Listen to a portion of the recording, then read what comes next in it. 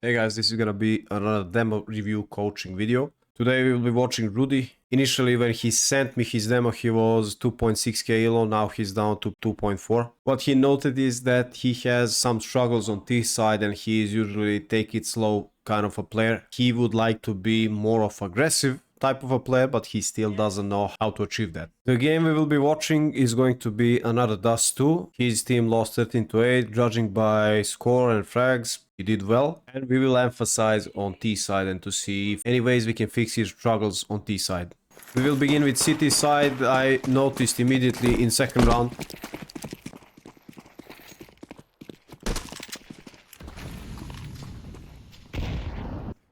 you still have a smoke and Molotov. I would stick on B unless I'm 100% sure that T's are committing on A. And having known that you are solo, I don't think you can trust these people that much. Obviously we don't know the comms, but take all the info with reserve.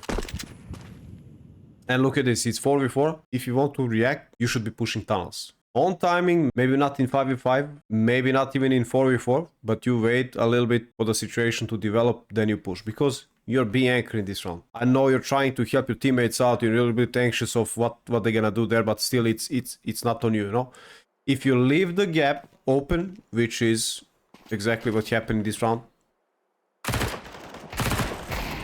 Also another thing, use what MP9 gives you, and that is accuracy even if you're jumping. So try not to go into direct and straight lines, because this guy with Eagle, even though he's kind of stuck here, he can still one tap you. Good thing that you close him down. And now this is the thing, this is the timing gap I was talking to you about. If trades on A side were negative, then this guy would have taken B completely. Then let's say if T's had opportunity to go back all the way to B, you guys would be in big trouble. One positive thing there is to praise here, you were not anxious to peek out of this corner, even though this guy closed you down and you knew you had your teammates close. So instead of dying, I know so many players who would just go swing and die and lose equipment, lose their gun. So as much as we can point out mistakes, we also need to praise good moves and something that you should keep doing. Let's pay attention to the follow-up round against Tech 9's Halby. Waiting a bit to hear any steps, anything that might be indicating that they're about to pop. Now you're a little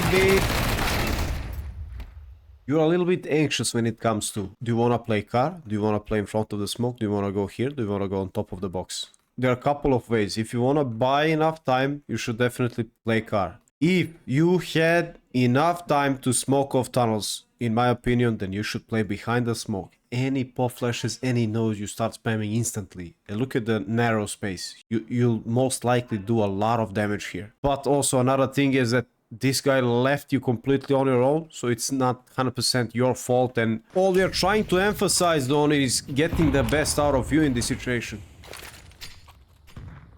So the HE, although you could have taken a little bit wider angle and bounced it off the wall so it goes inside towards them more.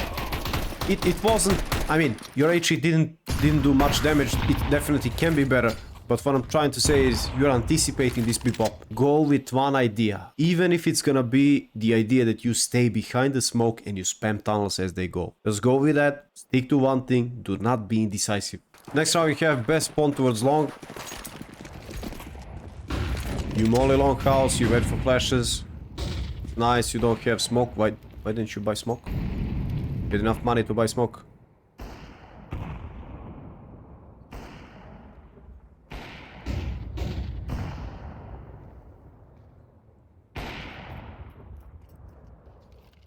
You hear them coming long. Just stay into this spot. You don't have to move at all. Yeah, this is why. Because look, this spot here in barrel. You can jiggle pick a bit.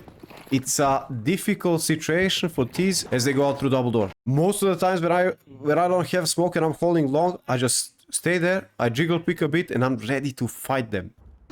I wanna comment on this round, not because you gave 2 1-taps, but the feeling you have with Eagle. The way you peek, the way you strafe, that's really nice. You have really nice feeling for space.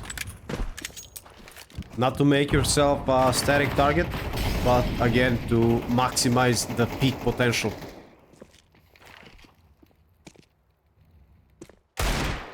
Two beautiful one taps. They take A side, the round is over, but this is something I wanted to praise when it comes to your game. Keep doing this. In this round you get top, you peek long fast.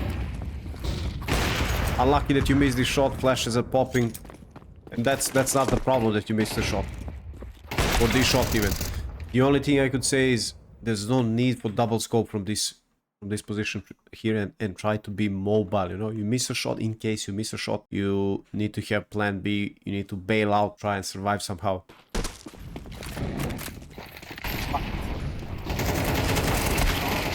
The thing I mind here is that if you want to push, maybe you could do fake molly here, and you just swing at them instantly.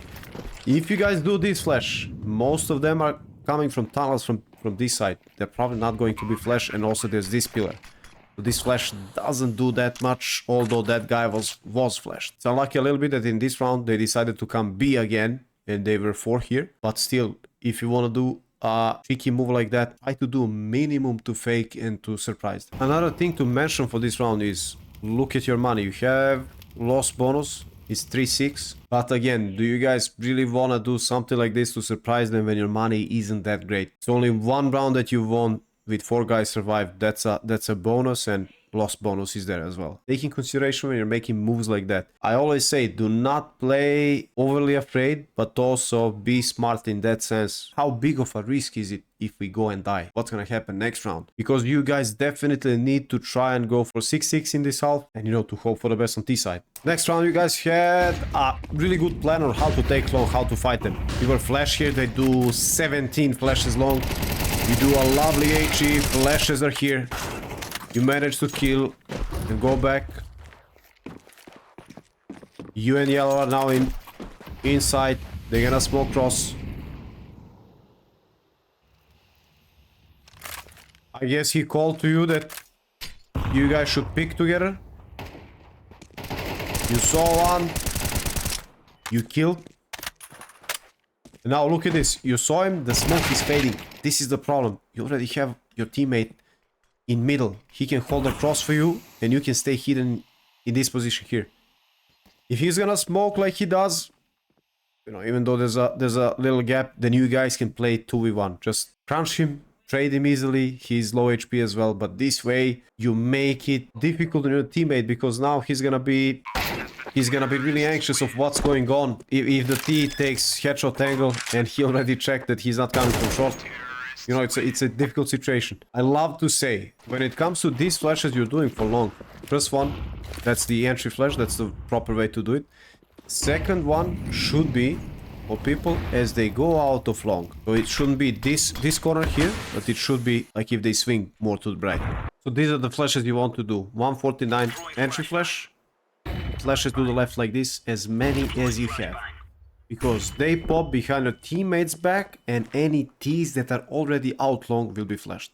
So one thing I noticed about you is that you don't actually buy all the nades always. Now there's gonna be 2 reasons why I like it and why I not like that. Because sometimes in games when I feel like whenever I pull my nade out, there's somebody picking me, I decide for myself that I'm gonna play with minimum utility. The only nades I really need. Other than that, I'm not pulling my nades out. That can be one thing. Second thing is, maybe you have no idea what to do with utility exactly. So that means that we should establish some kind of plays, map control, peaks, where you can use your util knowledge to the best potential. And also, here's one thing when it comes to util. This is where you need that flash. I'll show you this flash. This Molotov you're doing is pretty much useless because you have a guy top mid who's holding short. If anybody picks, I would rather use it for mid and make sure there's nobody left and right, or save it once you go up short to molly off this position here.